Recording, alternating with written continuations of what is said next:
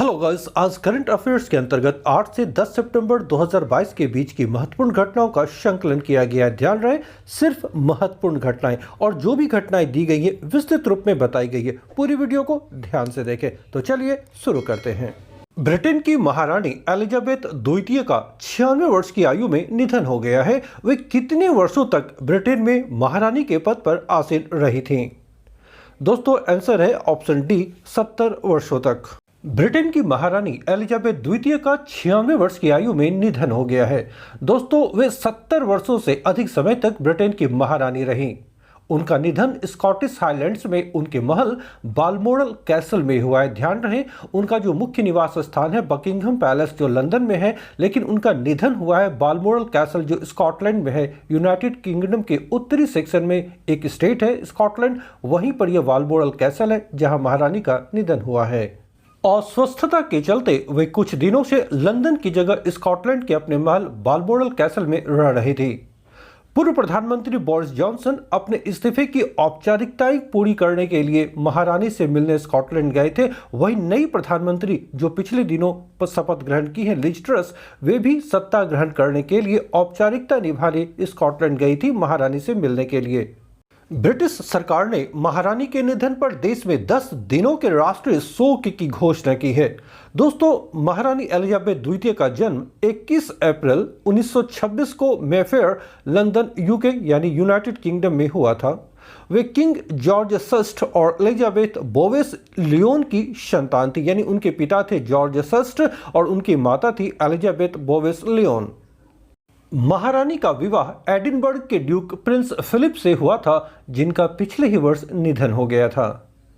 महारानी एलिजाबेथ द्वितीय अपने पिता जॉर्ज षष्ठ की मृत्यु के बाद 1952 में महारानी की गद्दी संभाली थी। याद रखिएगा कि 1952 में जब वो 25 वर्ष की उम्र की थी तो वो महारानी बनी थी ब्रिटेन के 1952 में, और वे करीब 7 दशकों तक ब्रिटेन की महारानी बनी रहीं। 1952 में जिस समय वे महारानी बनी थी उस समय ब्रिटेन के प्रधानमंत्री विंस्टन चर्चिल थे, और जब उनका निधन हुआ तो इस समय ब्रिटेन की प्रधानमंत्री हैं लिज ट्रस। ये दोनों तथ्य ध्यान में रखेंगे। दोस्तों, 7 दशकों के कार्यकाल के दौरान ब्रिटेन के 15 प्रधानमंत्रियों के समय वे देश की महारानी बनी रहीं। महारानी के निधन के बाद उनके सबसे बड़े बेटे प्रिंस ऑफ वेल्स चार्ल्स तृतीय अब नए सम्राट बन गए हैं, यानी ब्रिटेन के अब नए सम्राट हैं चार्ल्स तृतीय, जो महारानी एलिजाबेथ द्वितीय के सबसे बड़े पुत्र हैं। हाल ही में नीरज चोपड़ा ने एक नया रिकॉर्ड बनाते हुए डायमंड लीग चैंपियनशिप 2022 जीत ली है। इसका आयोजन निम्नलिखित में से किस शहर में किया गया था? दोस्तों, आंसर है ऑप्शन ए, ज्यूरिख। ओलंपिक स्वर्ण पदक विजेता नीरज चोपड़ा ने एक बार फिर इतिहास रचते हुए ज्यूरिख, दोस्तों ये ज्यूरिख स्विट्जरलैंड में है, ध्यान रखेंगे, में आयोजित डायमंड लीग चैंपियनशिप 2022 जीत ली है। नीरज चोपड़ा ने 88.44 मीटर दूरी तक जैवलिन फेंक कर यह चैंपियनशिप जीती है। दूसरे स्थान पर ओलंपिक रजत पदक विजेता चेक गणराज्य के जैकब वार्डलेस थे, यानी टोक्यो ओलंपिक की कहानी यहां दोहराई गई। गोल्ड मेडल नीरज चोपड़ा ने और सिल्वर मेडल जैकब वार्डलेस ने जीते। दोस्तों, इससे पहले नीरज चोपड़ा ने विश्व एथलेटिक्स चैंपियनशिप 2022 के 18वें संस्करण में रजत पदक जीता था, जिसका आयोजन ओरेगोन, यूएसए यानी अमेरिका में किया गया था। इसी प्रतियोगिता यानी विश्व एथलेटिक्स चैंपियनशिप के दौरान ही उन्हें चोट लगी थी, जिस कारण नीरज चोपड़ा कॉमनवेल्थ गेम्स में हिस्सा नहीं ले सके थे। संयुक्त राष्ट्र मानव विकास सूचकांक 2021 यानी यूएनडीपी ह्यूमन डेवलपमेंट इंडेक्स 2021 के अनुसार भारत को कौन सा स्थान प्रदान किया गया है? दोस्तों, इसका आंसर है ऑप्शन सी, 132वां। संयुक्त राष्ट्र विकास कार्यक्रम अर्थात यूएनडीपी ने वर्ष 2021 की मानव विकास सूचकांक HDI human development index report जारी की है। दोस्तों, इस सूची में भारत को 191 देशों में 132वां स्थान दिया गया है। इस सूची में यूरोपीय देश स्विट्जरलैंड को प्रथम स्थान प्राप्त हुआ है और उनका जो एचडीआई मान है वो 0.962 है। ध्यान रहे, ये जो रिपोर्ट आई है संयुक्त राष्ट्र विकास कार्यक्रम की 2021 की, इसमें सर्वोच्च स्थान यानी प्रथम स्थान स्विट्जरलैंड का है और भारत का स्थान 132वां है। रिपोर्ट के अनुसार भारत का HDI मान 0.633 है। इससे पहले 2020 की रिपोर्ट में भारत 131वें स्थान पर था और उसका HDI मान 0.645 था। दोस्तों, इस वर्ष की जो रिपोर्ट आई है इसमें भारत के पड़ोसी देशों में श्रीलंका 73वें स्थान पर, चीन 79वें स्थान पर, भूटान 127वें स्थान पर और बांग्लादेश 129वें स्थान पर है। यानी ये देश भारत से आगे हैं, भारत से ऊपर हैं। जबकि भारत से पीछे नेपाल 143वें स्थान पर, म्यांमार 149वें स्थान पर और पाकिस्तान 161वें स्थान पर है। तो जो पड़ोसी देश भारत से पीछे हैं वो यही 3 देश है, नेपाल, म्यांमार और पाकिस्तान। शेष सभी पड़ोसी हमसे आगे हैं।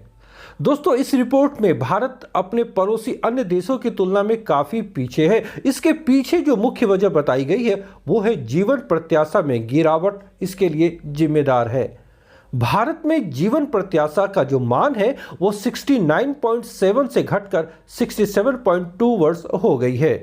रिपोर्ट में भारत की स्थिति में जो गिरावट आई है तो उसके पीछे जो मुख्य कारण बताए जा रहे हैं वो ये है कि हाल की वैश्विक चुनौतियों जैसे कोरोना वायरस और रूस यूक्रेन युद्ध से उत्पन्न परिस्थितियां भी इस गिरावट के लिए जिम्मेदार हैं। दोस्तों, मानव विकास सूचकांक की परिकल्पना ध्यान रखिएगा, एक पाकिस्तानी अर्थशास्त्री थे महबूब उल हक, उन्हीं की ये परिकल्पना थी और पहला मानव विकास सूचकांक 1990 में जारी किया गया था। हाल में मुख्यमंत्री नीतीश कुमार ने बिहार के किस नदी में बने रबर डैम का लोकार्पण किया है? आंसर है ऑप्शन सी, फल्गु नदी। मुख्यमंत्री नीतीश कुमार ने गया के फल्गु नदी पर बने सबसे बड़े रबर डैम का लोकार्पण किया है। ध्यान रखें, गया में जो फल्गु नदी है वहीं पर इस रबर डैम का लोकार्पण किया गया है। इसके निर्माण में 312 करोड़ रुपए की लागत आई है और यह 411 मीटर लंबा डैम है और इसका निर्माण बिहार के जल संसाधन विभाग द्वारा कराया गया है।